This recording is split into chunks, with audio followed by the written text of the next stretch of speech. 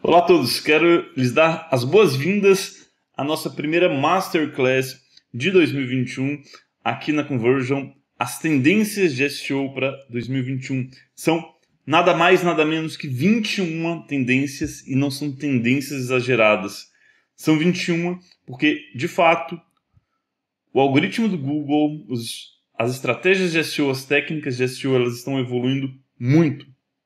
Para que a gente consiga acompanhar todas elas, vamos precisar de bastante conteúdo. Mas se você assistir todo este conteúdo, com certeza você estará preparado para tudo que vai acontecer agora em 2021 e 2022 e pelos próximos anos, porque esse não é um conteúdo sobre futurologia, tentar adivinhar coisas que acontecerão, dar palpites aleatórios, não, pelo contrário. Esta Masterclass, este vídeo, é fruto de todo o trabalho que ao longo dos últimos 10 anos praticamente estamos desenvolvendo na Conversion, atendendo a médias e grandes empresas e lidando com grandes desafios, né? Sites que têm centenas de milhares, milhões de acessos orgânicos mensalmente. Então, se você quer estar preparado para tudo que está acontecendo nos mecanismos de busca, assista a essa Masterclass, pegue papel, caneta, anote, feche todas as outras abas, desligue as notificações do celular para que você consiga se dedicar integralmente a esse conteúdo que eu vou passar, pois é um conteúdo muito valioso e que nós, boa parte deles, aplicamos em nossos principais clientes e trazemos para você para ajudar a desenvolver a comunidade de SEO no Brasil, o mercado de SEO no Brasil, e que todos nós consigamos obter a melhor visibilidade, o melhor tráfego e principalmente as melhores vendas oriundas dessas estratégias de SEO. A dinâmica de hoje aqui, eu tenho essa tela, vou compartilhar com vocês, vou colocando algumas anotações aqui para a gente ir trocando algumas ideias, certo? Então, eu quero começar falando das tendências de SEO, e a primeira delas, sem dúvida nenhuma, é a quantidade de atualizações. O algoritmo do Google.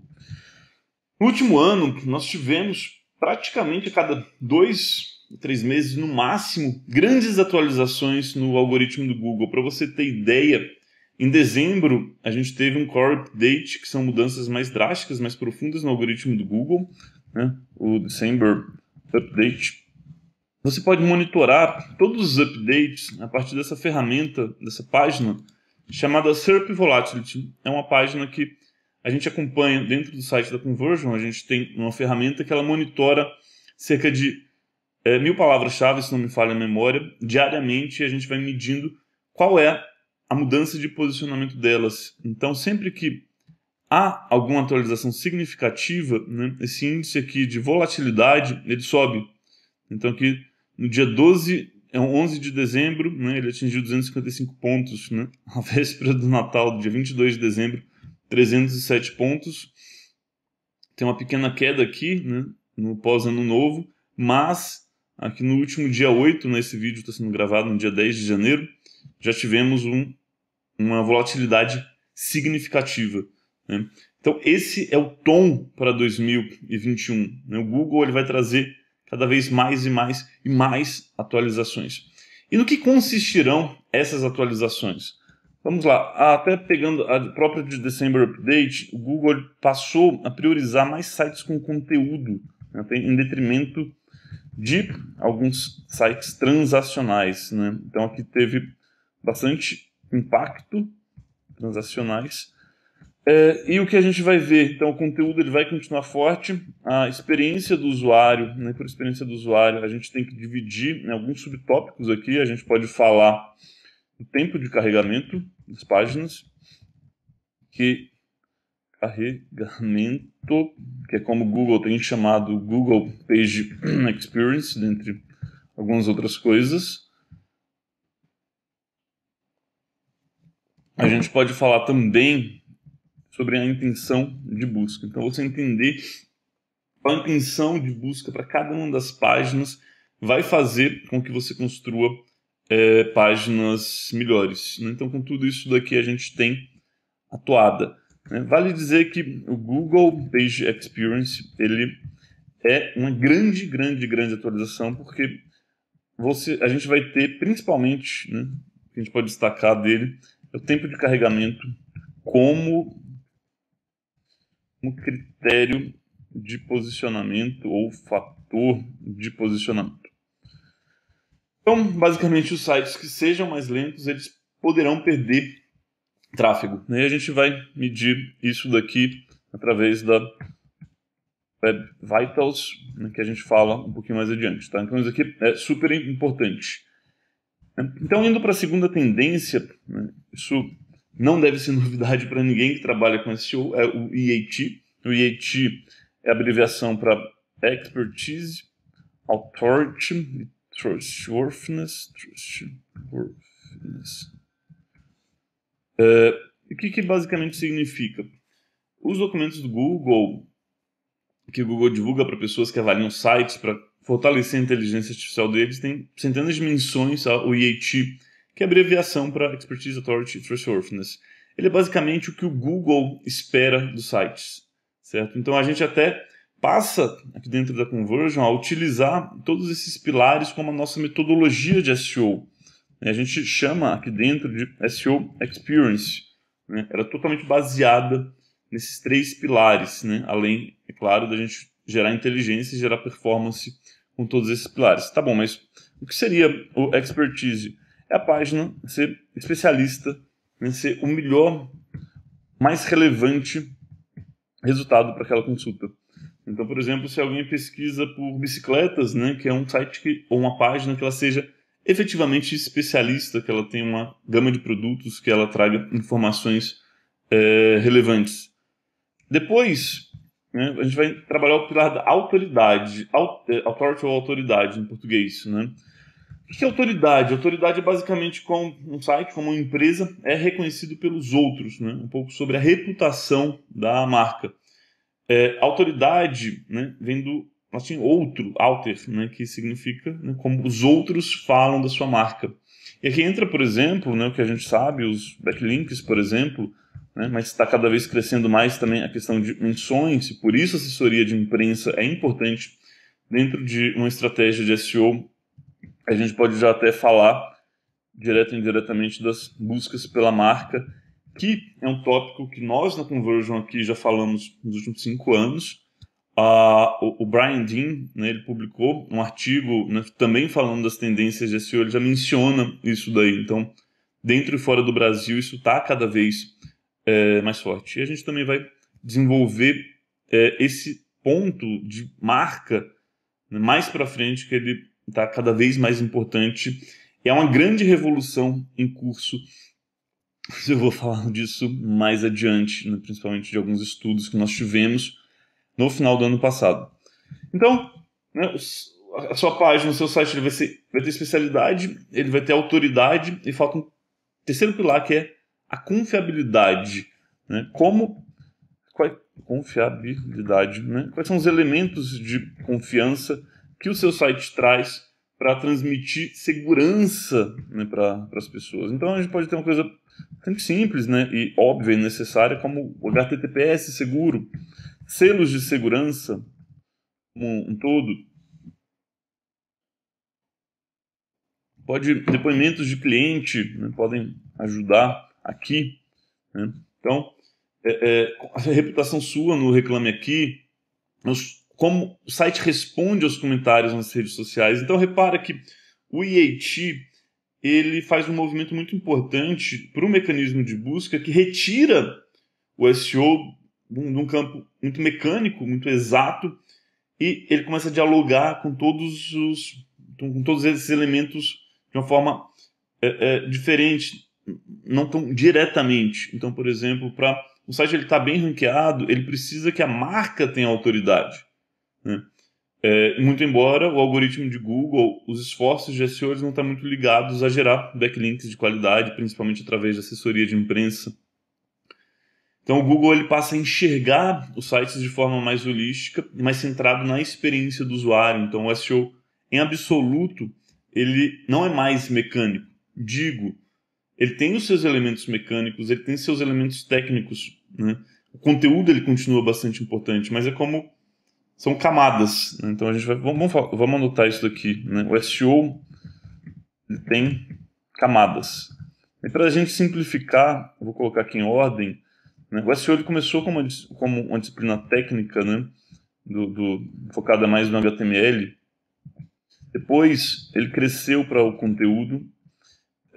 E por fim, hoje ele vai para a experiência do usuário, né? Como vai ser para o usuário aquela página. Então, a gente consegue marcar, né, esse SEO técnico mais ou menos até os anos de, né, bem forte, até 2013, mais ou menos, 12, né, 14 mais ou menos. O SEO, o conteúdo ele fica muito, muito, muito forte, né, especialmente ali a partir de 2015. Né? E a experiência do usuário, né, 2019, 2020, ela tem uma grande revolução que está em curso ainda. Né? Não quer dizer que lá atrás a experiência do usuário não contasse, né? Sempre contou. Não quer dizer que o conteúdo lá atrás não contasse, ele sempre contou. Mas existiam gatilhos que faziam com que os sites se posicionassem melhor. Ou seja, hoje você precisa ter tudo que você tinha antes e mais essa experiência do usuário, que o EAT ele é um excelente mapa para você trabalhar. Né? Ele é um excelente framework, que é o que o Google usa. Então, eu defendo que se trabalhe sempre olhando para esses 3 pilares. Eles não são totalmente exatos, isso daí é bom, porque ele é um ferramental que abre uma série de possibilidades, ele gera uma série de insights quando você começa a analisar isso daí. Então, eu sou um fã disso daí, sou até suspeito para falar. Ok, então agora para a terceira tendência, a gente vai falar do Web Vitals, que são as métricas que o Google vai utilizar para ranquear os sites, as páginas, a partir de maio de 2021. Né? Esse update era para ter saído em 2020, mas por conta da pandemia do Covid-19, o Google adiou para o primeiro semestre de 2021, sem especificar data, no final do ano falou que seria em maio. Ok? Então, isso aqui antes, né? A gente tem esse conteúdo aqui, o que é SEO Experience, a gente detalha bastante esse tópico, ele é bem interessante. Eu vou até copiar aqui o link, vou deixar aqui. Também eu tô com uma colinha aqui, vocês perceberam, né? Porque é bastante conteúdo mesmo. Então faltou mencionar o SERP, Volatility. Então tá aqui também. Depois eu vou encontrar uma forma de poder compartilhar com vocês essas anotações. E pessoal, vocês, né, tem muitas ferramentas utilizadas para medir essas métricas do Web Vitals.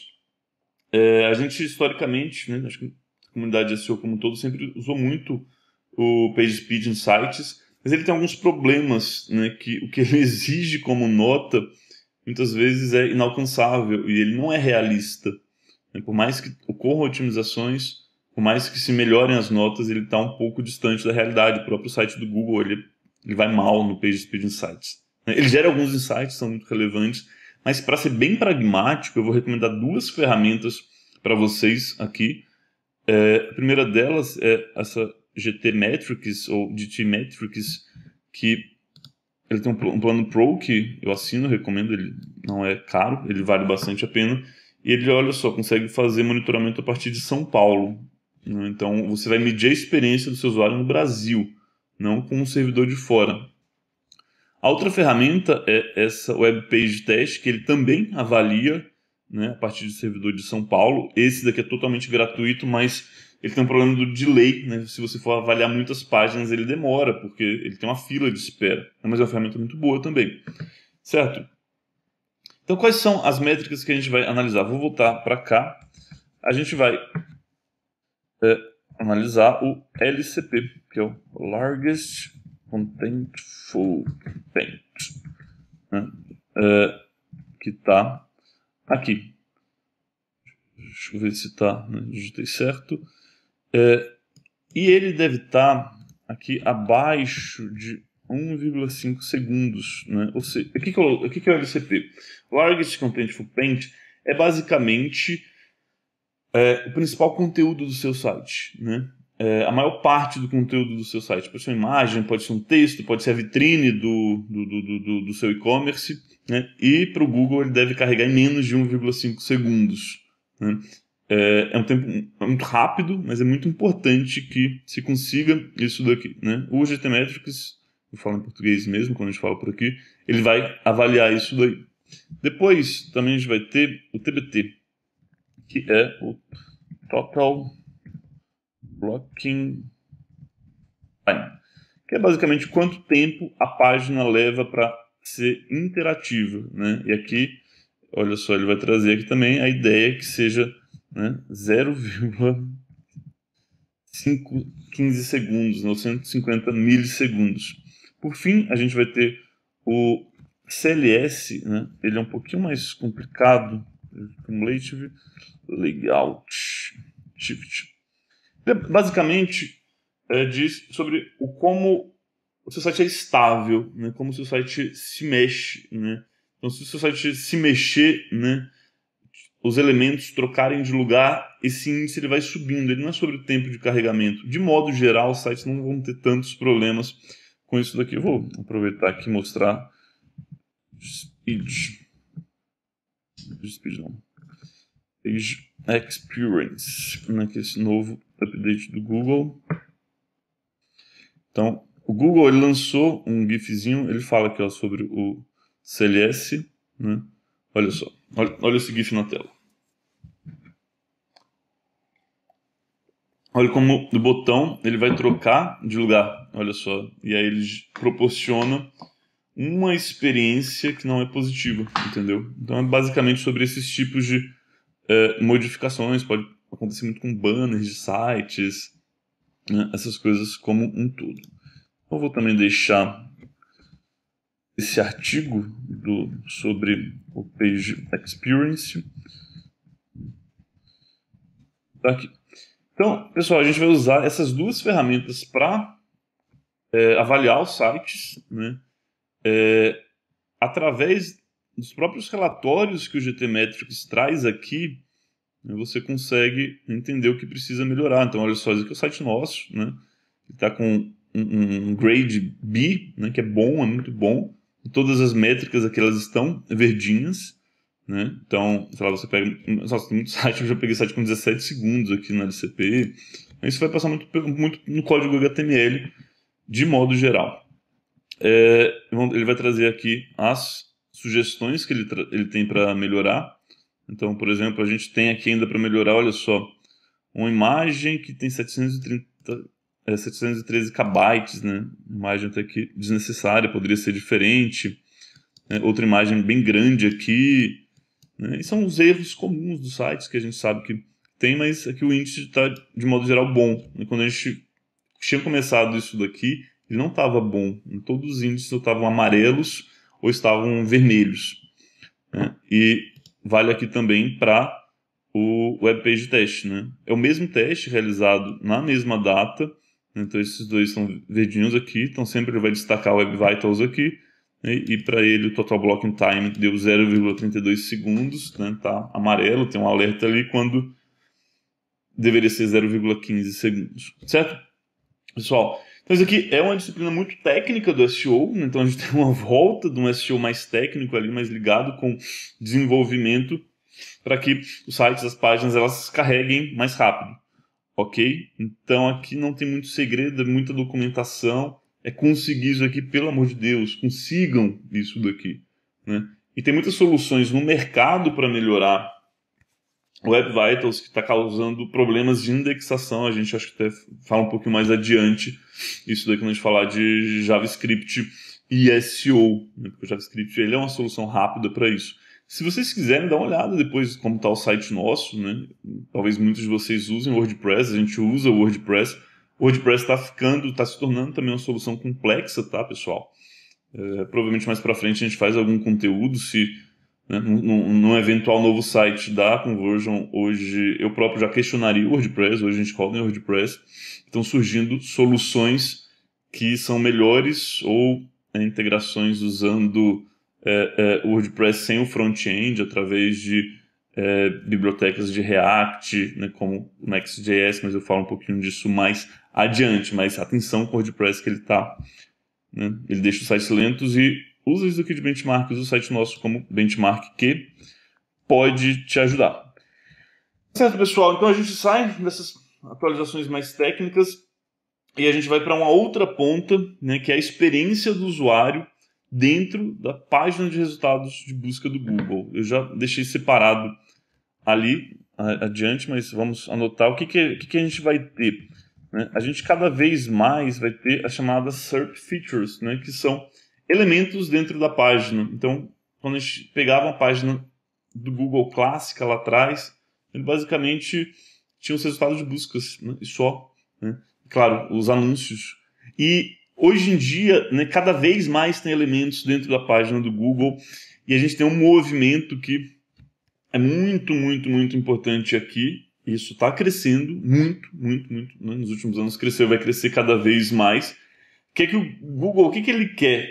Ele está certo em querer isso do ponto de vista dele, né, dos seus interesses. Ele quer que o usuário, ele cada vez mais concentre atenção dentro da própria página de resultados do Google, né? Se o Google puder, ele não vai mandar visitas para o seu site naturalmente. Para que ele vai entregar isso daí? Só que ele, por outro lado, ele tem que satisfazer a experiência do usuário. Então, olha só, vamos fazer uma análise aqui de uma busca por smartphone. Então, a gente vai ter um anúncio aqui, outro anúncio aqui. E quando a gente vai chegar, antes de chegar nos tradicionais resultados orgânicos, isso aqui já vem um bloco de notícias, né? Então, isso aqui são os publishers que vão obter o tráfego daqui e não os sites, né, blogs ou mesmo e-commerce. Aí depois a gente tem aqui os resultados orgânicos e olha só, repara o tamanho, né? As pessoas também perguntam, ou seja, o Google deu anúncios, deu notícias, deu 2 resultados orgânicos, que é o que gera credibilidade para ele, já está te mandando para uma próxima busca. Ele já está te tirando dos próximos resultados, né? Olha que interessante isso daí. E depois, o próximo resultado aqui tem a famosa FAQ Page, né? Que são perguntas e respostas que ficam dentro do próprio resultado de busca. Isso daqui, quando clica, né, acontece 2 coisas, né? Tem a resposta aqui, pode retirar o clique do site, mas é importante você ter, não deixe de colocar isso porque você vai perder o clique do site, porque de qualquer modo, mesmo que o usuário encontre a resposta aqui, é bom que você encontre a resposta aqui, porque vai fazer com que o Google privilegie o seu resultado, te trazendo eventualmente mais para cima. E olha só, ele também cria uma distância desse resultado para os próximos resultados, né? Mesmo que não tivesse esse tipo de busca aqui, olha só que legal esse tipo de busca, né? Ele começa a trazer as marcas de celulares com fotos. Nos celulares, no mobile, tem outros tipos de resultados, né? Tem o Discover, né, que traz algumas sugestões. Mas, então, o que eu gostaria de destacar aqui? Né? Notícias, né? Você conseguir aparecer nos notícias através de assessoria de imprensa, ou seja, ou o seu site se tornando um portal de conteúdo, né, que você tem autoridade no seu segmento, e também ao FAQ Page, que ele te blinda de outros resultados. E a gente vai, com isso daí, para uma próxima questão. Então, vamos anotar aqui. O Google quer concentrar, vou colocar assim, quer concentrar a audiência em sua própria SERP. Por isso, vai criar recursos. Atenção a notícias, né? Você usar assessoria de imprensa ou ser um portal de conteúdo, autoridade em seu segmento, né? Tem que estar cadastrado, vinculado ao Google News para aparecer lá. Isso vai ser para médias e grandes empresas, tá, pessoal? Vou colocar aqui então para médias, grandes empresas, né? A parte do portal de conteúdo. Depois, FAQ Page não é uma grande novidade, mas ainda falta bastante, tem bastante oportunidade aqui. Então, pessoal, vamos colocar aqui como oportunidade o FAQ Page. Certo? Então a gente vem... E aí quando a gente tem todas essas quantidades de novos recursos, né? O Google tentando manter a atenção do usuário dentro da própria página. Tem um movimento evidente que vai acontecer, que também não é de hoje, mas que se intensifica bastante. Qual é? A redução dos cliques dos dados do Google. Ou seja, né, é óbvio, é natural. Se o Google tem mais atenção do usuário na sua página, tem mais recursos, as pessoas clicam mais dentro da própria página de resultados do Google, encontram a resposta lá e deixam de clicar em outros sites. E para entender isso daqui, né, a gente tem uma grande mudança, né? E como eu falei, isso não aconteceu agora, né, mas veio acontecendo ao longo dos últimos anos. E em SEO, a gente sempre foi desejável o quê? Né? Claro que o melhor é sempre a primeira posição, mas sempre foi desejável o quê? A primeira página do Google. Como a gente está entre pessoas de SEO, existe aquela famosa piada, né, que o melhor lugar para esconder um cadáver é na segunda página do Google, né? Isso, eu vi essa piada pela primeira vez de um cliente, né, muito tempo atrás, quase 10 anos atrás, e era uma piada em alguma medida disseminada. Mas qual que é o problema dela hoje? Que em muitos lugares da primeira página que você tiver, e a depender da busca, você simplesmente não vai ter cliques. Então, a segunda página, ela já era irrelevante em alguma medida e agora praticamente totalmente irrelevante, porque os cliques eles vão estar no top 3 do Google. Cliques concentrados no top 3 do Google e não mais na primeira página. Então aqui a gente tem uma mudança bem significativa. A tendência futura qual que é, pessoal? É que até o top 3 ele se torne relevante, que os cliques eles fiquem principalmente no primeiro resultado, né? Que é o famoso ditado, né?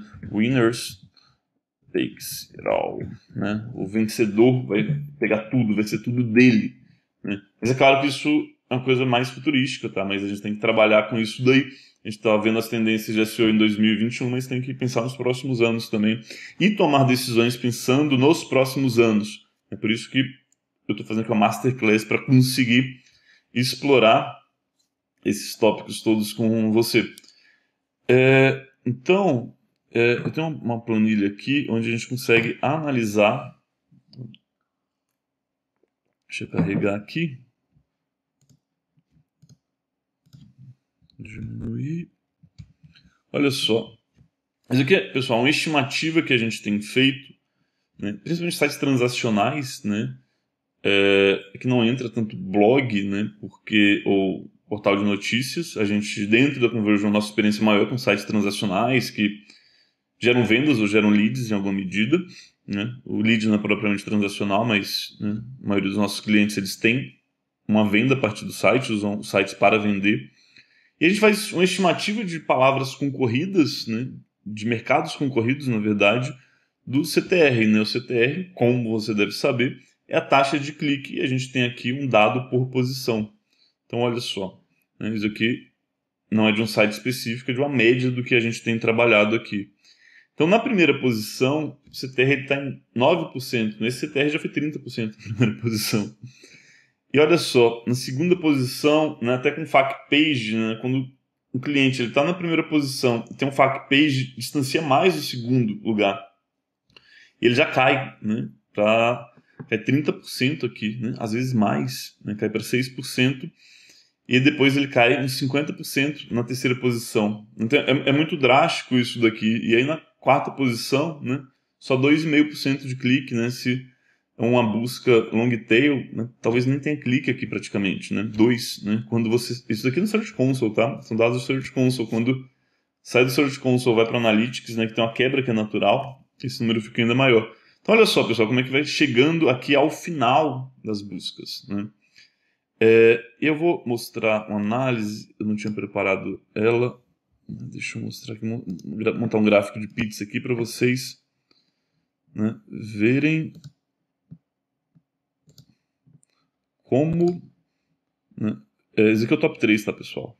Então, olha só, 33, mais 22%, 55%, né? Mais quase 55, 60, 70 e poucos por cento dos cliques estão no top 3. Então, o resultado todo está no top 3. Né? E o que acontece, isso aqui a gente são dados de 2020, né? A tendência é que os resultados se concentrem cada vez mais no top 3, né? E dentro do top 3, cada vez mais na primeira e na segunda posição. Então, a grande meta dos projetos de SEO devem ser levar os sites para o top 3. Né? E é um super desafio, porque se antes tinham 10 colocações, agora só tem 3. Né? Isso para as grandes empresas é positivo, especialmente se elas conseguirem as primeiras posições. E o que a gente tem é que o trabalho de SEO vai estar mais competitivo do que nunca. Né? Mais competitivo do que nunca. Certo? Deixa eu ver aqui. Então, eu vou colocar essa planilha aqui para vocês terem acesso, tá? Para vocês usarem nas estimativas. Planilha, CTR. Eu não sei se eu vou permitir a cópia, mas talvez os números vão estar lá, que é o que me importa, né? São só 10 números. Mas aí você consegue visualizar isso daí. Ok, pessoal, então vamos agora para a sexta tendência. Ela não é uma grande novidade, né, mas é uma tendência, é uma coisa que vai estar cada vez mais forte, que é o quê? A intenção do usuário. Né? A gente acrescenta, né, tem se falado muito sobre a intenção do usuário, a gente trabalhar a intenção do usuário para primeiro atrair o site para a página. Né? Isso aqui vai ser muito importante adiante, tá? A gente vai falar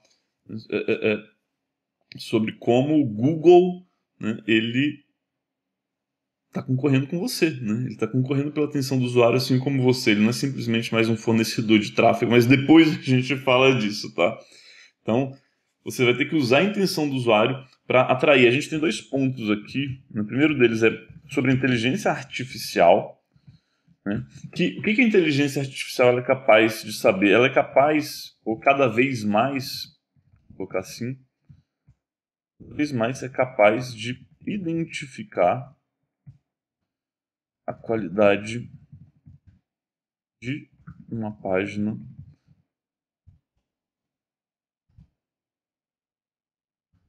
na primeira indexação. Isso aqui foi de alguns testes que a gente fez, muito interessantes, né? Com a publicação de páginas novas, o que acontecia? Algumas páginas, né, elas já ranqueavam direto na segunda página do Google, e outras não ranqueavam, ou talvez na primeira página. Mas assim, ó, publicou, subia, né? E acho que a primeira hipótese a se pensar nisso, beleza, são termos concorridos, mas não tinha a ver com a concorrência diretamente, tinha a ver com o tipo de página que estava sendo colocado lá.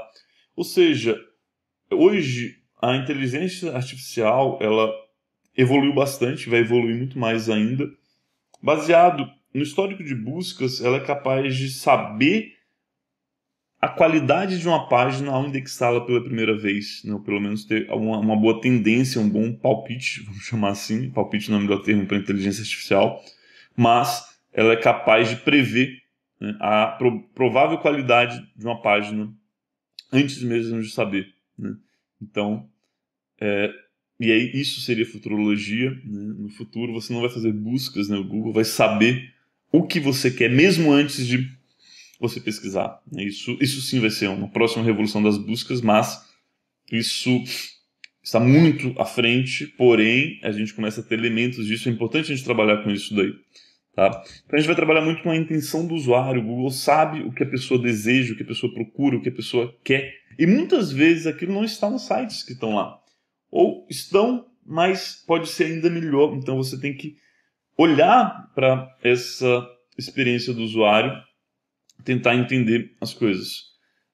Eu vou trazer aqui 5 elementos que te ajudam a entender melhor a experiência do usuário, inclusive a partir de alguns erros que a gente vê ao longo de nossas consultorias, os clientes que nós atendemos.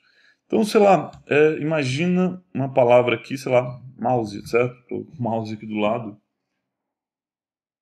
você quer ranquear para o termo mouse. Eu nem vou abrir o resultado aqui, porque eu não estou falando sobre um resultado em si, mas estou falando sobre um conceito geral. Tá? Imagino que seja uma página transacional, né? Uma página com resultados de e-commerce. E aí, né, o que a gente tem que, de começo, ter? A gente tem, vou colocar aqui com azinho, beleza. A gente tem que ter um mix de produtos. Eu estou pensando em e-commerce. Né? O que é um mix de produtos? Se eu pesquisei mouse, eu quero ir a um site que ele seja especialista nisso, né? Que ele tenha expertise em mouse e, portanto, ele vai ter um leque grande de produtos para que eu escolha. Ele não vai ter só 10 mouses, talvez ele tenha 500 mouses, 5.000 mouses, entendeu? Para que eu possa escolher, porque aí ele vai ter, né, expertise. Né? Lembra do... Vamos colocar aqui, ó, a intenção do usuário aplicando o IAT. Né? Tá tudo conectado aqui, pessoal. Tá tudo conectado, certo? E depois, né, você tem um grande leque de produtos. E o que o consumidor quer no e-commerce? Né? As pesquisas que a gente faz aqui na Conversion, de consumidor digital, outras do mercado, né? O que o consumidor quer? Ele quer preço. Né? Você tem que ter um preço ótimo ou competitivo. Depois, a gente vai ter a experiência do usuário. O que eu gosto de trazer como conceito para a experiência do usuário, porque é uma coisa bastante ampla, certo? Principalmente quando a gente falar de consumo, né, o seu site ele tem que ser uma espécie de entretenimento. Né? A pessoa ela tem que, muito importante esse conceito, gastar tempo no seu site. Né? Quando a gente pega um site como o Mercado Livre, o tempo médio dentro dele é de quase 10 minutos, né? Porque a pessoa passa tempo, vai passando tempo lá. Né? O Mercado Livre acho que a empresa brasileira que mais valiosa na bolsa. Por quê? Porque ela é capaz de... Né, ela é tão centrada no usuário que as pessoas ficam se entretendo lá dentro. E você tem que fazer isso dentro do seu segmento. Isso vai passar pela especialidade muito, pela autoridade, pela confiabilidade. Né? Hoje também olhar para o tempo de carregamento, mas eu estou falando de uma forma mais conceitual. Então, um site que ele não tem uma boa experiência do usuário, que o usuário não tenha vontade de ficar e depois de voltar, ele não vai ranquear tão bem, entendeu? Ou ele tem menos chances de ranquear tão bem. Depois, quarto ponto, o conteúdo. Né? E o conteúdo, né, ele está um pouco ligado aos próprios produtos, eles pode ser, mas pode ser também texto de apoio, né, que é importante, ajuda a ranquear, mas ele está lá no SEO antigo ainda, né? Ele está no SEO lá focado em conteúdozão e tal, tem o seu papel, especialmente quando bem feito. Mas a gente pode pensar de uma forma muito mais ampla o conteúdo, né? Para que as pessoas formem a opinião, né? Comecem a tomar consciência dos seus produtos dentro do seu próprio site. Isso pode estar dentro de um blog, não é o meu modelo preferido, tá? Tem casos em que o blog vai funcionar melhor, ou com páginas informativas, né? Que são páginas que são transacionais e informativas. Né? Acho que o melhor exemplo desse tipo de páginas é a Growth Supplement. Eu estou com a tela diminuta aqui. Enfim, né? Aqui pela própria homepage dá para ver que tem produtos, né? Tem informação já, né? Tem pessoas, tem personalidades, tem atletas, né? Tem mais produtos, enfim, eles têm, né, e-books, tem bastante informação. Deixa eu pegar aqui, ó, pegar uma página, sei lá, Alanina. Só tem produto, tem bastante informação, né? Tem depoimentos, avaliações de clientes, enfim, você vai poder navegar por aqui, né? Esse aqui está na versão mobile, se não me falha a memória.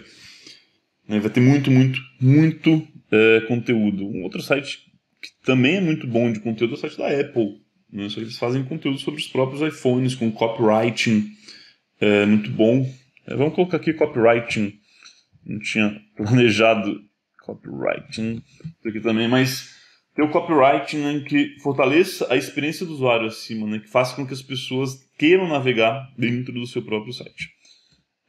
Concluindo aqui esse tópico, deixa eu ver, a gente vai trabalhar com a confiabilidade, né? Então, você vai, quando a pessoa pesquisar por mouse, né, então você vai ter que ter um mix de produtos, você vai ter que ter um ótimo preço, você vai proporcionar uma experiência do usuário. A experiência do usuário, nesse caso, pode ser ajudando a pessoa a escolher o melhor mouse para ela. Poxa, você é gamer, você trabalha, você quer só um mouse barato, né? Dá todas as opções para ela, permitir que ela navegue, né? E, se for o caso, né, da possibilidade de ter um cross-categoria. Às vezes, a pessoa que vai precisar de um mouse também precisa de um teclado.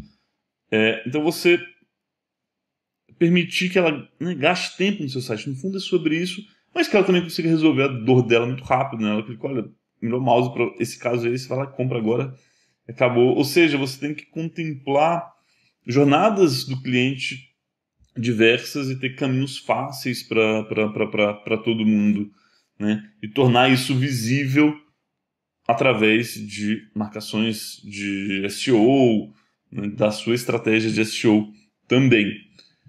Confiabilidade, né? Eu gosto muito de depoimentos de clientes, né? O selo de segurança sempre torna ele visível, né?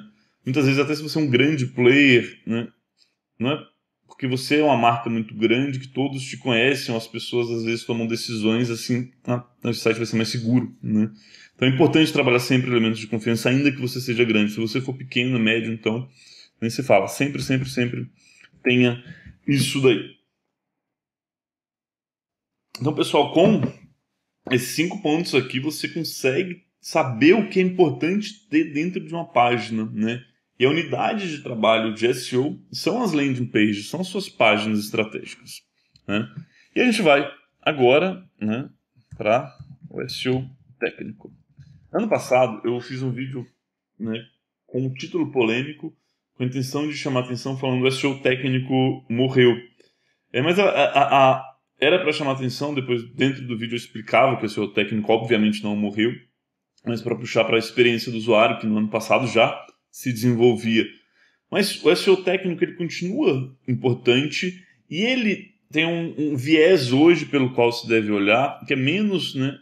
Você deve se preocupar menos com otimizações específicas dentro da página e conseguir gerar dados com o SEO técnico, com a indexabilidade do seu site. Então né, você tem que gerar dados e insights. Quando você vai avaliar ferramentas técnicas, né, elas têm que garantir a indexação. E é importante sempre olhar para isso aqui, porque acontece, sites têm modificações e, sei lá, imagens deixam de existir, páginas deixam de existir, redirecionamentos são adicionados. Você tem uma própria dinâmica da manutenção dos sites, né? Eu vou gerar um tópico aqui, né? Tópicos comuns de correção. São as tags básicas de SEO. Você tem que fazer isso broad, né? Você tem que fazer isso de uma forma mais estratégica, né? Que são títulos curtos ou longos, né? Descrições ausentes, né? Excesso de redirect 301, H1, H2, H1 duplicado, título duplicado, esse 302 aqui, né? Páginas com erro 404.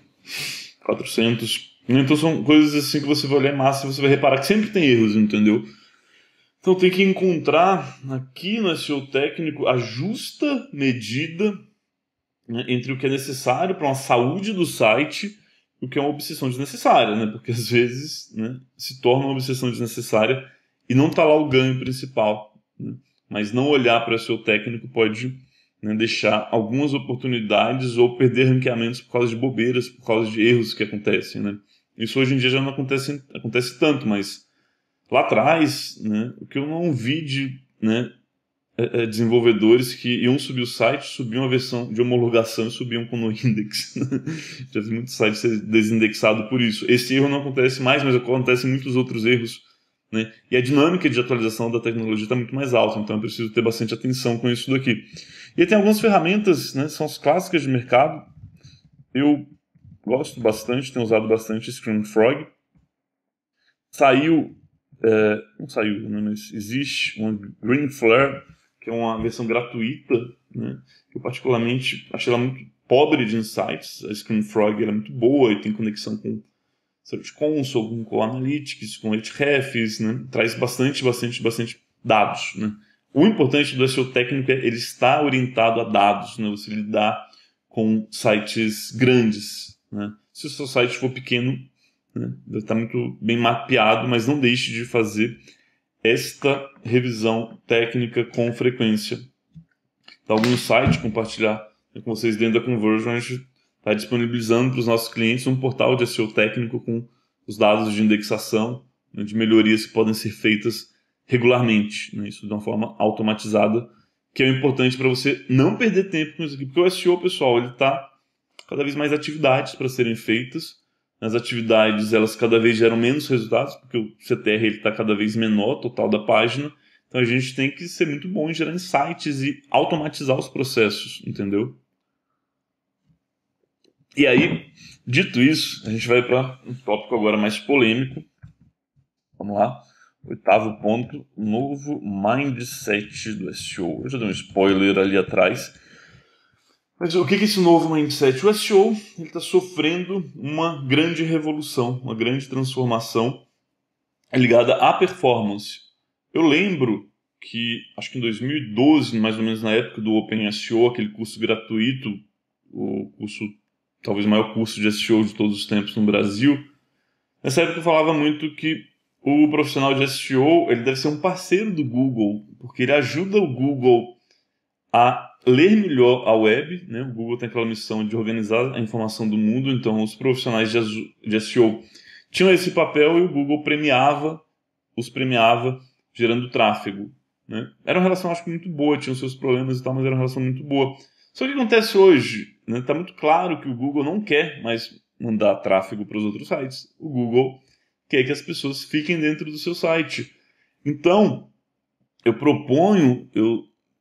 trago um novo mindset que é você tratar o Google como seu inimigo. Isso mesmo. O Google já não é mais o seu parceiro, ele é o seu inimigo. Existe um conceito, né, que no fundo ele é um friend enemy, né, um misto de friend, amigo, com enemy, né? Ele é o seu amigo inimigo. E você também é um amigo inimigo dele. Ele precisa de você e você precisa dele. É uma relação mais racional, vamos colocar assim. Então, por que você tem que tratar o Google como seu inimigo? Porque está mais claro do que nunca que o grande objetivo do Google é deixar de entregar cliques orgânicos. Porém, contudo, todavia, entretanto, o que gera reputação para o algoritmo do Google é ter resultados orgânicos. Então ele tem que fazer um grande malabarismo para que as pessoas fiquem dentro dos seus resultados, que eles tenham satisfação. Tá? Não estou questionando isso, eu como usuário gosto dessas alterações, não é sobre isso, mas é sobre como a gente vai usar isso com inteligência. Então, como é que esse mindset de você ser inimigo do Google vai funcionar na prática? Muito simples, você tem que trabalhar. Então vamos lá, vamos por partes. Qual que é o novo mindset? Né? Você vai tratar o Google como seu inimigo e vai ser estratégico em relação a isso. O famoso friend enemy. Então, como é que você vai agir com isso daí? O Google ele quer reter o usuário dentro da página dele. Você tem que fazer a mesma coisa. Você tem que receber o clique do Google e não permitir que ele retorne ao Google, né? Mas como é que você não vai permitir? Você vai proibir? Não, claro que não. Você vai demonstrar que o seu site é tão bom, que ele não precisa voltar a pesquisar sobre aquilo em outros lugares, né? Isso não vai estar só nesse olho, tem que estar em toda a sua estratégia de marketing, né? Como é que você vai iluminar, como você vai reter o usuário para que ele fique dentro do seu site. Ah, Diego, é fácil falar isso, né? Mas e na prática, como que eu vou fazer isso daí? É assim que a gente vai para as próximas tendências, né? Para a próxima tendência, que está ligado a esse movimento de você receber a visita e conseguir fidelizar, ele é a retenção. Existe uma máxima, eu gosto bastante, que é qual? Né? Crescimento é retenção. Né? Ele é um princípio de growth. Então, crescimento é retenção. Se você quer crescer, você tem que receber uma visita, né? E fidelizar, fazer com que a pessoa retorne para o seu site. Né? Isso daí vale para mídia orgânica, para tráfego orgânico, para SEO, vale para Facebook Ads, para Google Ads, para mídia programática, para qualquer coisa, whatever. Você tem que reter o usuário para ele ficar dentro da sua página, dentro do seu site. Os maiores sites, eles têm mais tráfego direto, né? O principal canal deles. Se você for pensar bem, o principal canal de acesso ao Google é tráfego direto, né? De modo geral, as pessoas digitam o endereço do Google, digitam a caixinha e o próprio Chrome manda para lá. Então você tem que também ter isso, né? E para fazer a retenção, né? Retenção você vai receber e vai reter o usuário, né? Dentro do seu site, dentro da sua marca. A pessoa veio e você tem que fazer com que ela permaneça dentro do seu site, né? Você tem que aumentar o tempo de permanência. Uma métrica muito importante, isso para todos os canais, para o site como um todo. Né? E você tem que depois aumentar a taxa de retorno, né? Ou os usuários recorrentes. Né? Aqui está o seu faturamento, aqui está o dinheiro. Né? O dinheiro está no usuário recorrente. O dinheiro não está no primeiro clique da pessoa. Muito pelo contrário, o primeiro clique vai ser custoso, certo? Então, o tempo de permanência, né, eu vou abrir aqui, tem um conceito, está no nosso artigo de SEO para e-commerce aqui, é esse daqui do SEO horizontal e o SEO vertical. Né? Isso está ligado ao tempo de permanência, a taxa de retenção do usuário. Então, tem dois tipos de retenções que você tem que ter. O usuário, quando ele está interessado naquela página, ele vai dando scroll. E você tem que fazer com que aquela taxa de scroll ela seja a maior possível. Se você estiver falando um site de conteúdo, uma página de conteúdo, então a meta é que o usuário chegue até o final da página. Né? Por exemplo, a título de referência, uma média de leitura do conteúdo até o final de 20%, 25% é muito boa. Então você tem que reter a pessoa para ela navegando. E por outro lado, especialmente se o seu site é um e-commerce, um site transacional, você também tem que fazer com que o usuário vá navegando entre as páginas do seu site, né, que a gente chama de navegação horizontal, do SEO horizontal. Ou seja, a sua otimização de SEO ela tem que contemplar que o usuário ele dê o máximo de scroll e também navegue o máximo de páginas. Né? Esses dois comandos são contraditórios, mais ou menos. Obviamente que a pessoa não pode dar scroll ao mesmo tempo que navega horizontalmente, né? Mas você tem sempre que pensar como vai fazer esse movimento em busca de reduzir o bounce rate. Né? Então, até se é uma visita que ela não tem potencial de recorrência, da retornar depois para o seu site, muito possivelmente aquela visita talvez nem vale a pena, entendeu? Não vale a pena o esforço de SEO só para aumentar o quê? O número de acessos, né? Orgânicos, métrica de vaidade, né? Não adianta, né? Você tem que ter pessoas que vão ser recorrentes, você tem que otimizar pensando numa persona, certo? Então, esses dois modelos aqui vão ajudar bastante. Pensando, né? Olha só, então a gente, dentro do tempo de permanência, a gente vai otimizar o vertical e a gente vai otimizar o horizontal. Então, aqui, navegar mais páginas aqui, dar mais scroll. Como dar mais scroll? A gente criou a taxa de retenção. Deixa eu ver se é isso.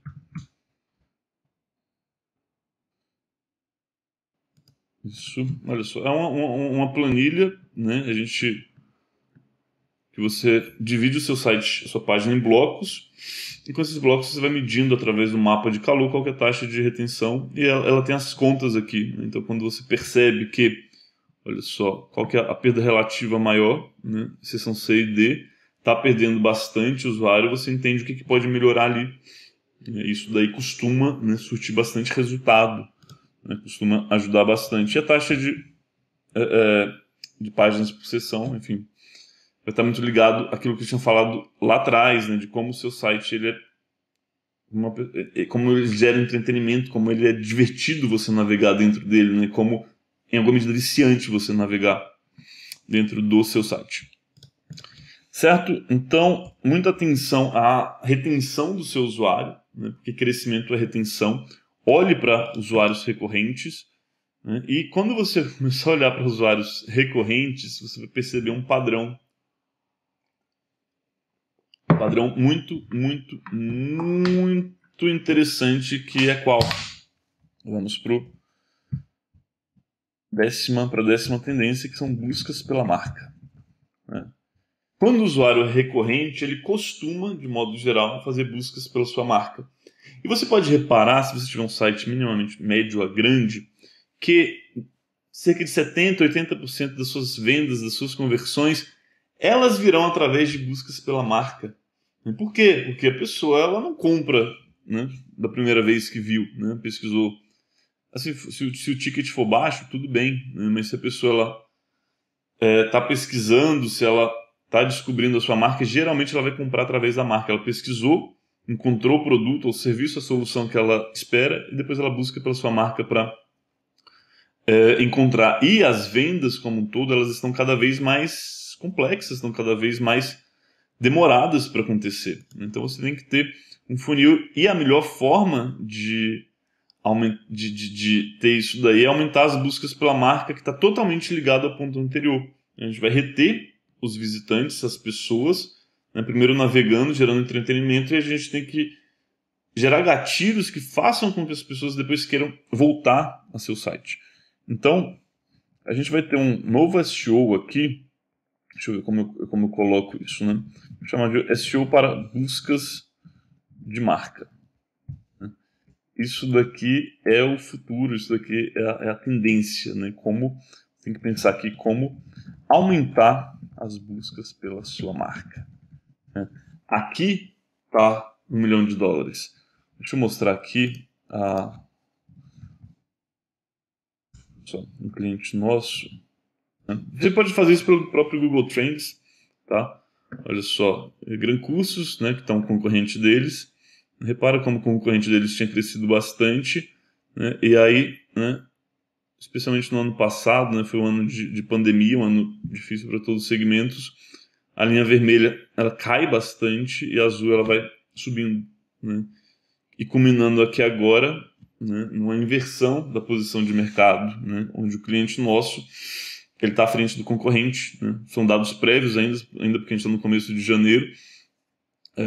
Enfim, pode consolidar de uma forma diferente, mas é uma tendência muito interessante. E o importante é que quando você vai vendo cada um desses movimentos, mês a mês, de buscas por uma marca, você vai ter hipóteses. Você vai levantar hipóteses do que faz subir, do que faz cair. E isso é uma ciência, né? É uma arte com uma ciência. Então todas essas subidas do nosso cliente, elas foram planejadas, elas têm ações específicas, elas têm análises feitas para aumentar as buscas pela marca, entendeu? Então isso daqui é o creme de la creme do SEO, o futuro do SEO, né? E a gente sabe também que quando a sua marca é mais reconhecida, a sua marca é mais buscada, você tende a ter uma taxa de clique melhor nos resultados de busca, e isso por si só já favorece um melhor ranqueamento. Depois a gente vai ter um outro conceito aqui, pessoal, chamado Share of Search, né? Eu tenho falado bastante disso nos últimos meses. Deixa eu fechar aqui umas abas. só ver se... Então, vamos montar aqui.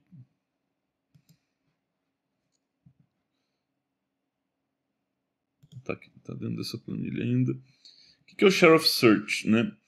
Saiu um estudo do Les Binet, que é um consultor de uma empresa do Reino Unido, onde ele diz, né, que o Share of Search, né, como é que se calcula o Share of Search? Por exemplo, da Nike, né, você vai calcular o volume de buscas por uma marca dividido pelo total de buscas do mercado. Neste exemplo aqui, a gente analisou acho que umas 10 marcas, e a Nike tem o Share of Search de 34%, né, que é basicamente você dividir o volume total de buscas da marca pelo total do mercado. Ok? E aqui gera esse gráfico. O que é importante aqui é que essa métrica ela é preditiva em relação ao market share, né? Ou seja, a participação de mercado. Porque as pessoas primeiro elas começam a pesquisar por uma determinada marca e depois elas compram dessa marca. Existe uma correlação direta aí. Então, o estudo é muito completo do Les Binet. Se você pesquisar Share of Search, vai estar lá no nosso site. Dá uma olhada lá que é muito, muito interessante. Vou colocar aqui.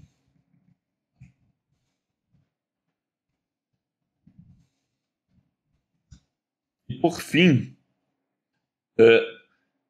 em 2019, foi publicado um artigo que também falava já sobre isso daqui, né, para você ver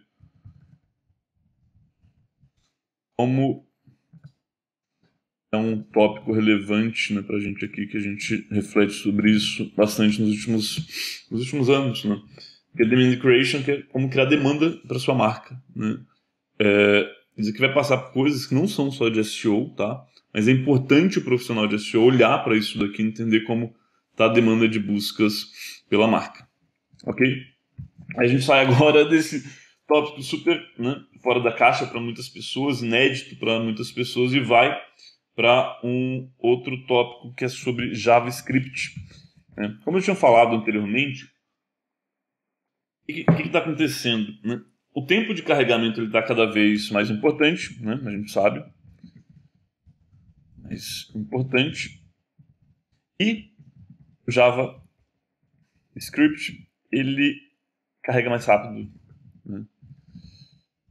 Só que o JavaScript tem um problema histórico de leitura, ou seja, o robô do Google ele não conseguia indexar corretamente o HTML. Vou fazer montei aqui um desenho bem simples, tá? Como é que eram os sites, né? A gente tem aqui o usuário, né? Ele tem a renderização. A renderização é quando o navegador Chrome, por exemplo, o Firefox, Safari, ele processa a página e exibe, né? Em SEO, quem trabalha com SEO há mais tempo sabe que, né, sempre analisou muito o conteúdo do HTML. Era importante que o título da página interna ele fosse um H1, que o subtítulo fosse um H2. Né? Então o SEO e o robô do Google, né, atuava dentro do HTML. Né? Classicamente era assim. Né? O JavaScript ele era um acessório da página HTML, assim como o CSS, que era uma folha de estilo. Né, ao longo dos últimos anos, né, acho que em 2012, o Google teve uma atualização chamada Page Layout, onde ela começava a renderizar as páginas, né, para ver se o que estava entregando para o usuário tinha algum valor. Né? Isso foi crescendo bastante ao longo dos últimos anos, e hoje o Google ele consegue indexar uma página em HTML renderizada. Só que qual que é o problema? Né? Ele não é 100% eficiente nisso. E o desenvolvimento das páginas, elas, né, estão ocorrendo hoje em JavaScript, né, quando você vai ver o HTML dessa página, sei lá, um HTML só com cabeçalho, praticamente sem body, né? E aí o que acontece? Muitas vezes o Google não consegue renderizar corretamente a página, ele não lê corretamente a sua página, e essas páginas perdem posicionamento. Então, por um lado é muito simples isso, né? Sim, o Google cada vez mais vai ler e indexar melhor as páginas em JavaScript. Tem muitos sites muitas páginas ranqueando na primeira página, de fato, com páginas em JavaScript, mas a gente precisa da versão em HTML, né? A gente precisa ter uma versão aqui, né, se não tiver suporte a JavaScript para conseguir ser indexado, inclusive, né, porque pro robô é mais fácil indexar processar um HTML do que renderizar uma página, né? Porque tem que simular um navegador, certo? Então, fica bastante atento a isso, daí cada vez mais vão ter sites em JavaScript, né? Isso, né? Não tem dúvida sobre a questão da performance, né? Mas tem muita atenção em relação a SEO. O Google, ele alega que consegue indexar, mas na prática, quando a gente olha para os nossos clientes, a gente torna o conteúdo da página, né, indexável dentro do HTML, não no JavaScript, a gente vê muitas subidas de ranqueamento. Então, é importante ter as duas perspectivas, certo? E, por fim, eu queria compartilhar uma biblioteca que a gente tem gostado bastante aqui, que é o Next.js. Ele é Node, acho que React também. Ele é bem otimizado para SEO.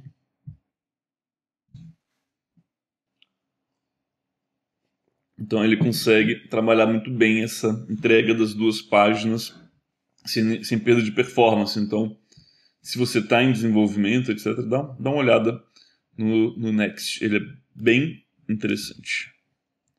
Certo? E agora a gente vai para o próximo tópico.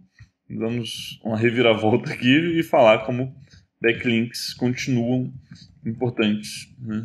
Tem se falado muito sobre de carregamento, conteúdo, etc.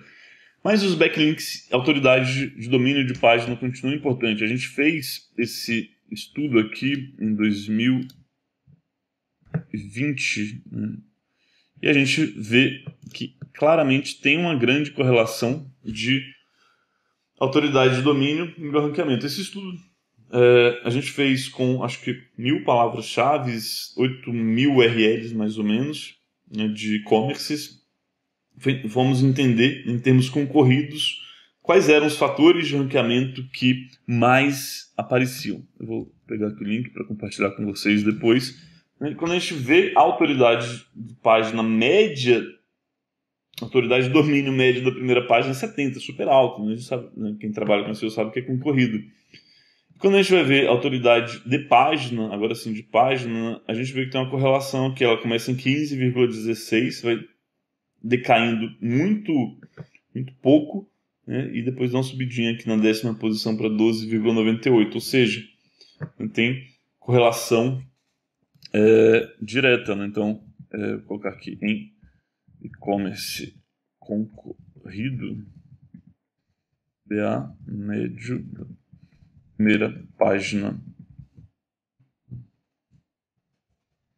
é 70.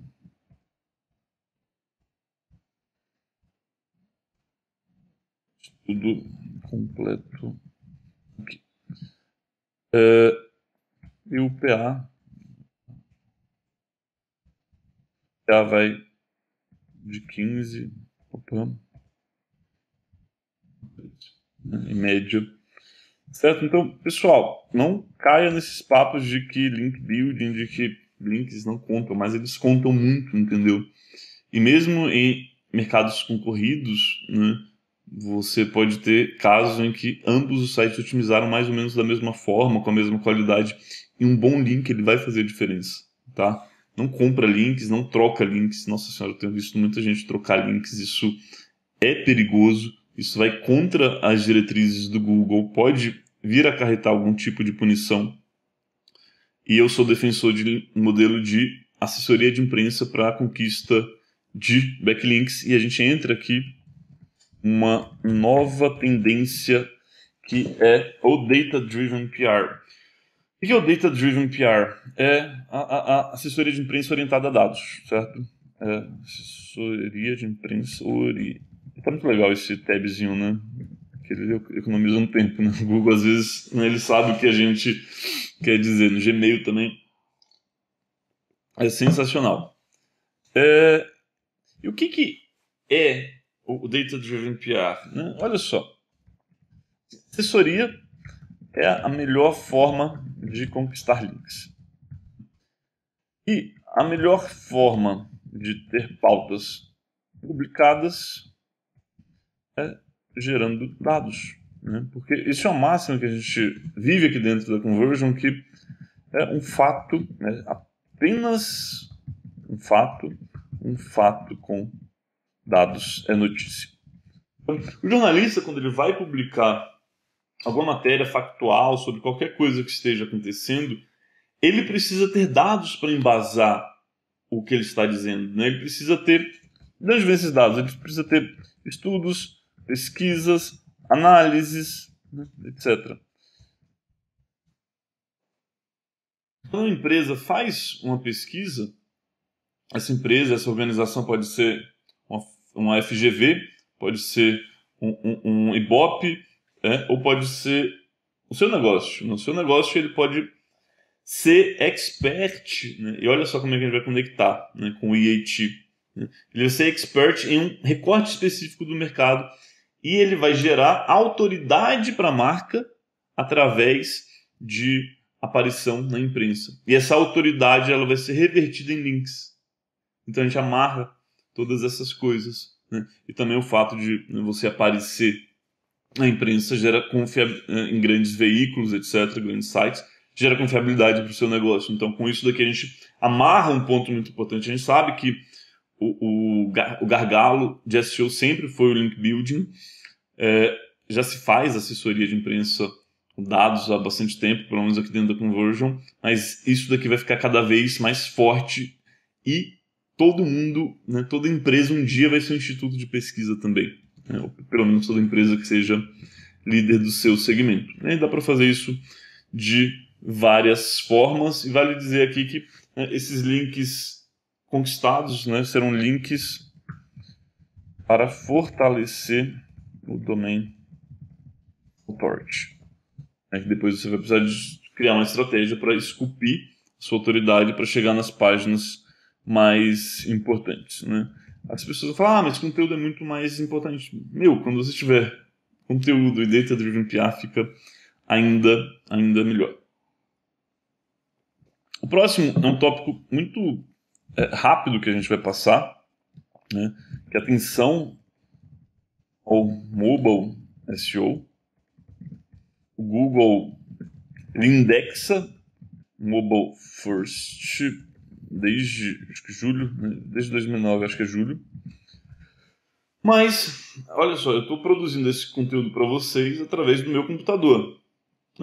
A gente produz o site, faz todas as coisas do site a partir do computador, mas o nosso usuário está aqui, ele está no celular. Né? O conteúdo, quando ele é escrito, muitas vezes ele é escrito no computador, e quem escreve não o vê publicado e lido através do celular. Esse é um ponto de atenção muito importante. Né? Então, pensa na experiência do usuário a partir do celular. Né? Leia os conteúdos a partir do celular. Navegue constantemente o site a partir do celular. Isso aqui vai crescer bastante ainda, tá? Mas fica atento a isso daí. Parece uma coisa simples, né? Mas você sabe, quem é SEO são as coisas simples e o somatório de muitas coisas simples bem feitas que dão resultado. Então, isso daí é fundamental. Ok, depois a gente vai ter na 15ª tendência e vem mais coisas pela frente ainda, viu, pessoal? A popularização de busca visual. Acho que vocês já viram, né, se trabalha com SEO, o Google Lens, que é você fazer pesquisas, né, fotografando. Então, por exemplo, eu estou com esse mouse aqui, o fotografo, ele identifica qual mouse é esse e traz resultados também do próprio Google Imagens. Né? Então tem um artigo nosso sobre isso daí. Deixa eu ver se está aqui, senão nem vou abrir, não. Aqui é o Google Lens. Aqui a gente tem um estudo da Backlink Co. do ano passado que ele traz também quais são os fatores de ranqueamento. Então o Google ele vai, né, ele traduz, né, por imagem, ele busca por imagem, né, com o próprio celular. Né? Então isso vai ser bastante relevante, né, cada vez mais. Isso aqui é para você entender também o comportamento do usuário, mas o mais importante é você saber que a busca por imagens está aumentando bastante. né? As pessoas cada vez mais buscam através do imagens, né? É engraçado, em algum momento o Google ele tinha cortado o tráfego do Google Imagens, né? Ele criou uma experiência que retinha as pessoas muito lá dentro. E lá atrás, né, acho que ninguém deu muita bola porque não era tão importante, né? Não era um tráfego tão qualificado. Mas ao longo do tempo, o comportamento do usuário mudou, né? Eu vou abrir aqui um resultado de busca, né, por bolsas, por exemplo. Olha só, aqui já tem os links patrocinados, né? E lembra aquele conceito que eu falei um pouquinho lá atrás de gastar tempo no site, né? As pessoas elas gastam tempo no Google Imagens. Elas vão passando aqui. Isso aqui naturalmente vai ocorrer através do celular, né? Simula o seu usuário pesquisando seus produtos no Google Imagens, né? Aqui tem uma vantagem que não é só o primeiro colocado que tem uma grande vantagem, não, né? Aqui o usuário ele consome muito mais informações. E tenta entender, aqui principalmente, né, qual é o padrão de imagens que ranqueia melhor no seu segmento. Tenta produzir essas imagens. Né, muitas vezes vai estar ligado ao formato das imagens, porque no Google tem que exibir assim a qualidade, o tipo de imagem, o tamanho da imagem é muito importante, né, tentar manter as imagens aí abaixo de 100 KB. Fica muito atento a isso. Tem muita oportunidade, tem muito dinheiro, né, especialmente se você trabalha com e-commerce dentro do Google Imagens, né, especialmente para públicos femininos, que é mais visual. Tá certo? Dito isso daí, então, SEO para imagens. A gente tem até um artigo para isso, sobre isso, SEO imagens. Guia que a gente...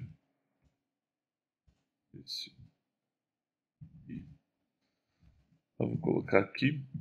Vale muito a pena ler esse guia.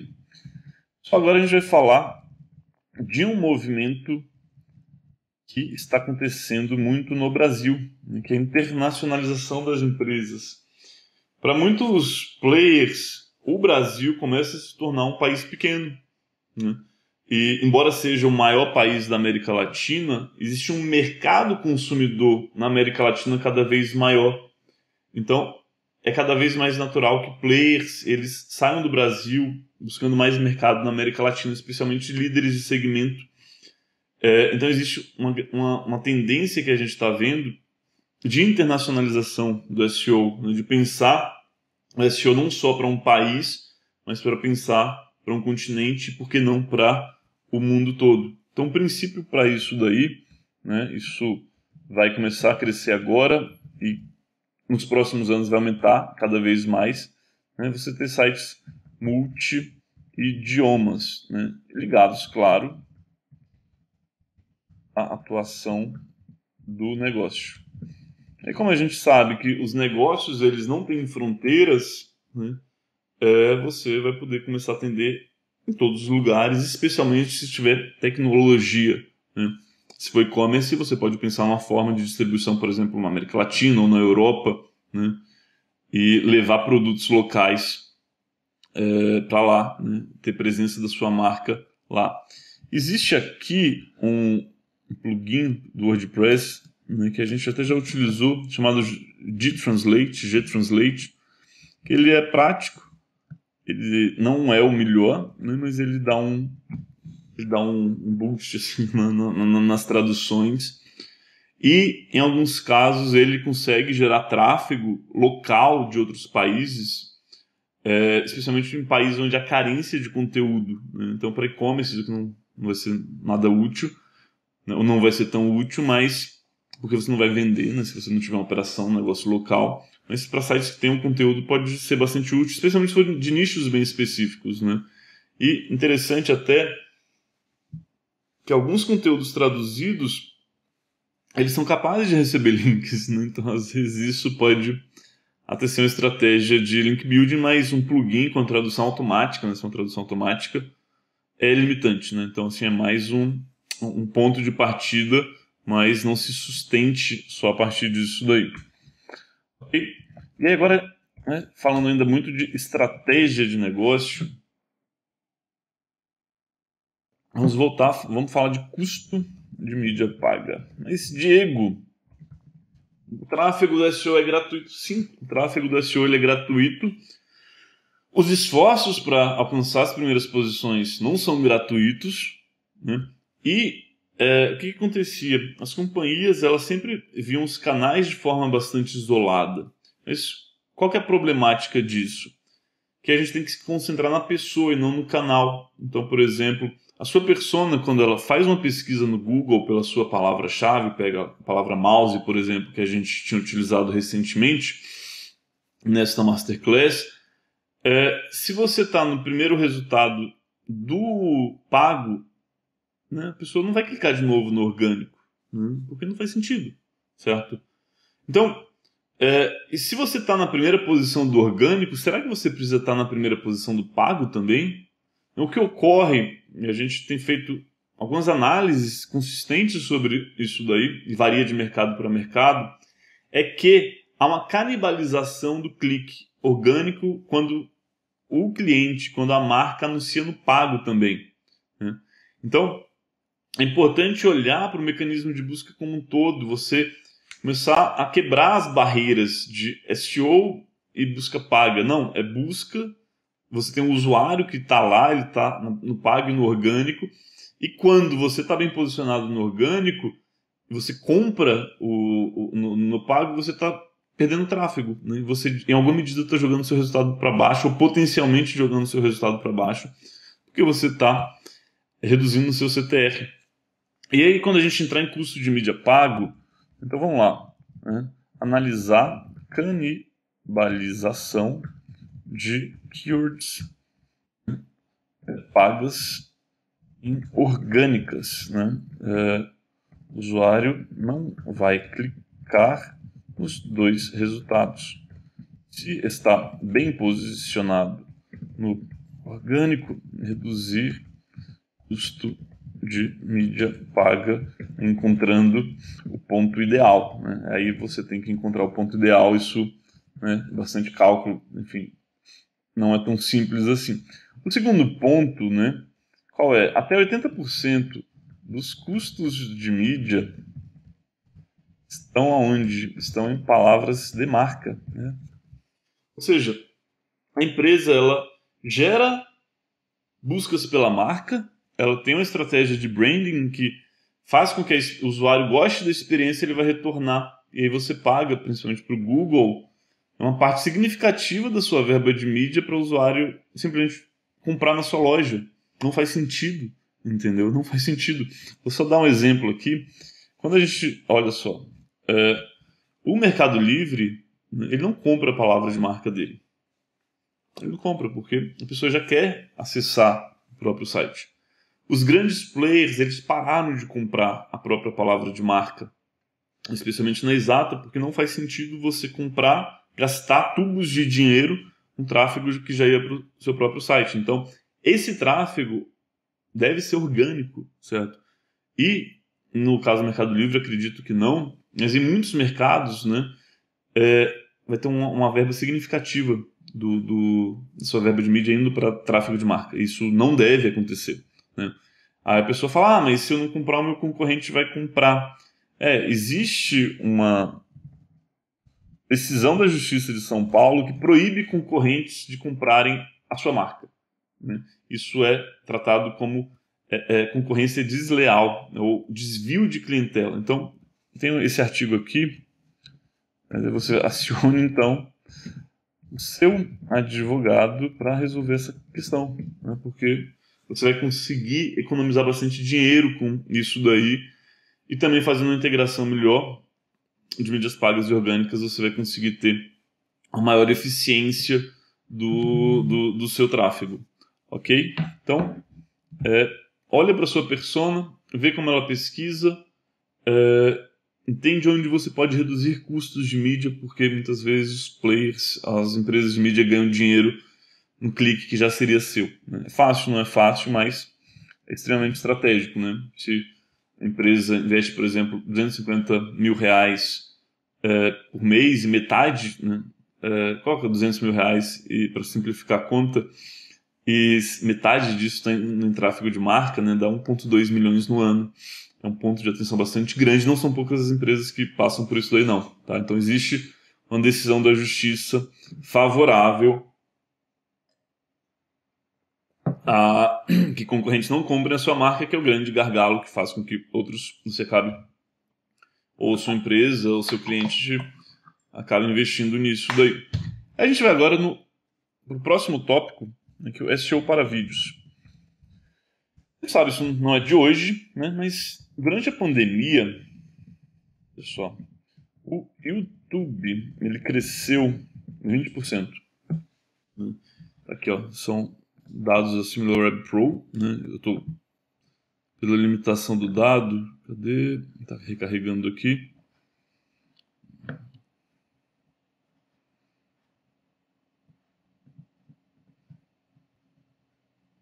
Aqui, os últimos 12 meses, né? Dado de dezembro de 2020. Olha a curva de crescimento do YouTube, né? Ele está em janeiro de 1,5 bilhões de acessos por mês, só no Brasil, tá, pessoal? E vai para 1,8 bilhões, com um pico aqui em maio de... um pico mais baixo, mas né, teve uma tendência logo no início da pandemia de crescimento, depois caiu e segue crescendo, né? O YouTube está no melhor momento de todos os tempos. Existe muita oportunidade lá, porque enquanto o Instagram, por exemplo, é uma ótima mídia para topo de funil, o YouTube, né, ele para conscientização é ótimo, porque as pessoas consomem muito conteúdo, muita informação lá dentro. Então, é um excelente canal de conteúdo. E é também um grande buscador, né? Você então você pode aplicar técnicas de SEO para que os seus vídeos ranqueiem melhor, né? E tem as clássicas otimizações de título, de descrição, de palavras, mas é uma otimização muito mais ligada à retenção do vídeo. Você tem que fazer com que as pessoas fiquem mais tempo no seu vídeo, tenha pautas mais interessantes, que sejam mais compartilhados. E um ponto importante aí que as primeiras 24 horas do seu vídeo publicado, elas são muito determinantes em relação ao resultado futuro. Então, fica muito atento a isso daí. Então, vamos lá. O YouTube cresceu 20%. Primeiras 24 horas são muito importantes.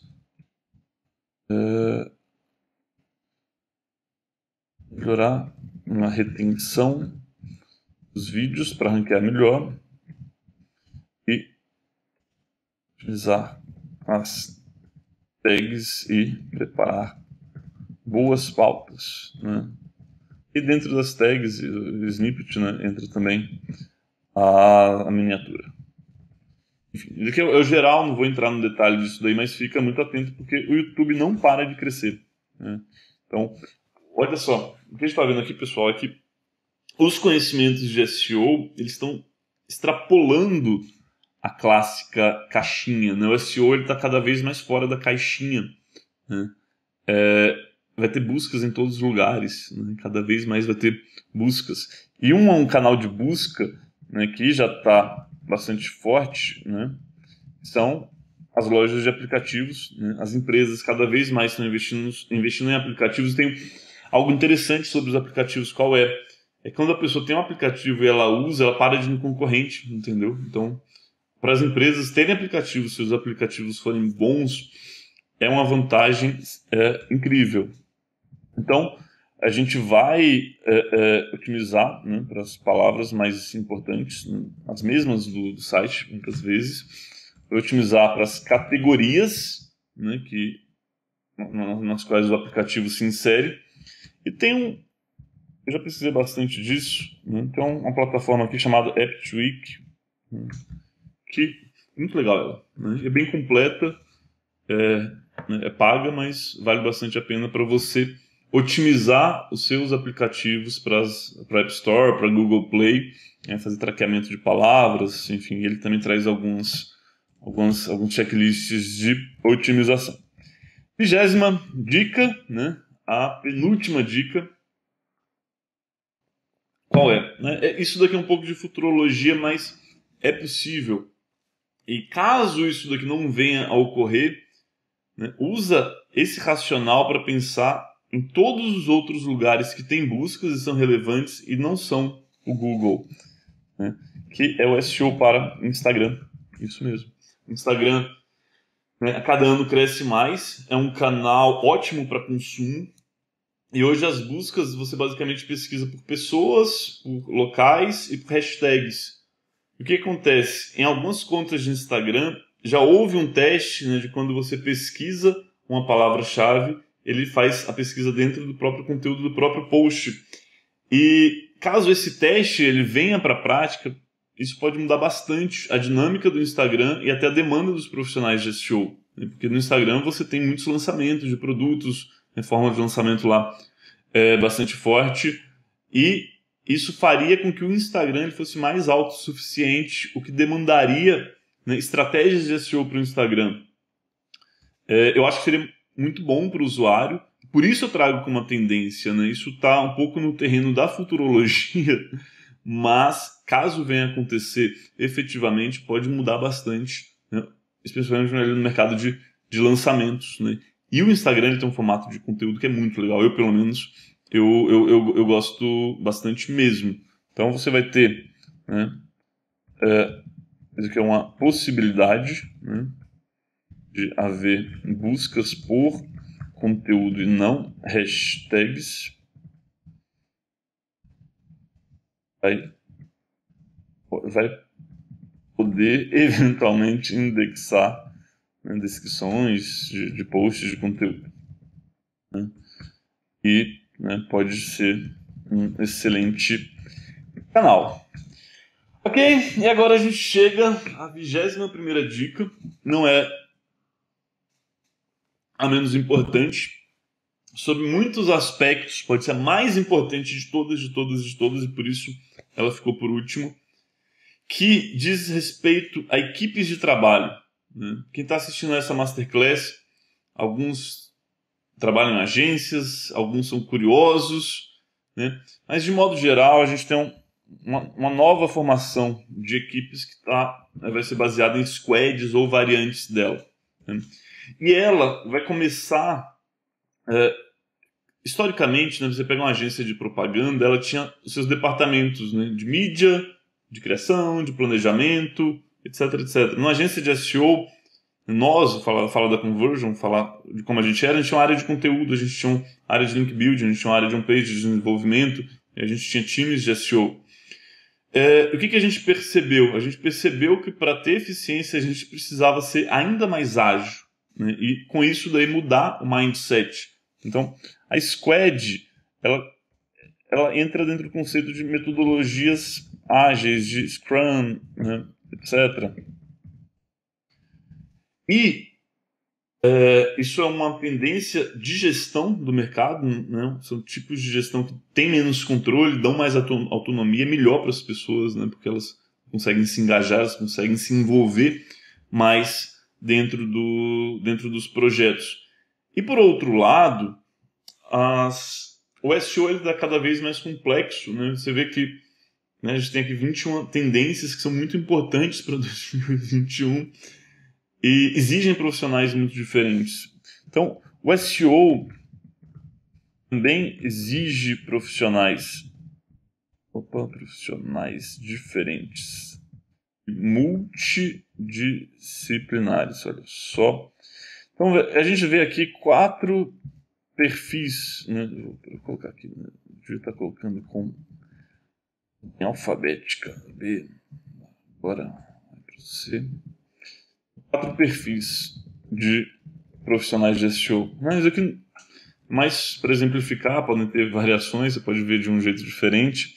Mas vamos lá, você tem um cara que ele é técnico, né? Tem boa parte dos profissionais de SEO no Brasil, eles são técnicos, né? Eles vão olhar para meta tags, para H1, snippet, indexação, etc.